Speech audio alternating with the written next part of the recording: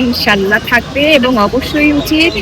আহ, ওনাদেরকে আনতে পারলে অবশ্যই আসবে। আর ওনাদেরকে নিয়েই কিন্তু আমাদের সমিতি, শিল্পী সমিতি।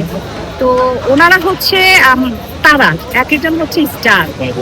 তো একটা আকাশ কিন্তু তারা ছাড়া কোনো সৌন্দর্য নাই। তো আমাদের এটা একটা আকাশ, আর এখানে অনেক তারার ঝলমল করবে, এটাই আমরা চাই এবং এটাই স্বাভাবিক। আমরা চাই যে ওনারা আসুক। আমার মা বিগত দিনে শিল্পী সমিতি কমিটিতে ছিলেন এবং সর্বোচ্চ ভোটেই উনি পাশ করতেন।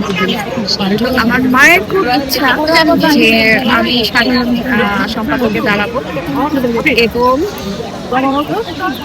আমাদের যারা সমিতি ভোটাররা আছেন তারা আমার পাশে থেকে আমাকে যদি জয়যুক্ত করেন, তাহলে আমার মা আমাকে যা যা বলেছেন আমি সেগুলোই ইনশাল্লাহ তাদের জন্য করব।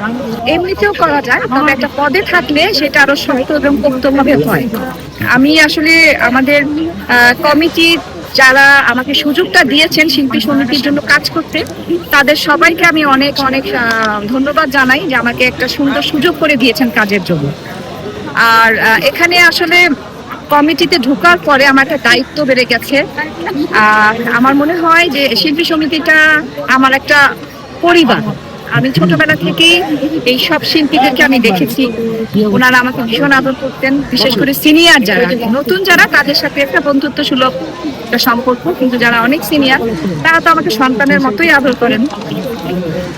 তো আমি আশা রাখি যে ইনশাল্লাহ আমি সাধারণ সম্পাদকে দাঁড়াচ্ছি এবং ওনারা সবাই আমার পাশে থাকবেন।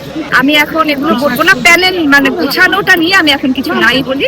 যখন ওটা প্রচারণা করা হবে তখন তো সবাই শুনতে পাবে।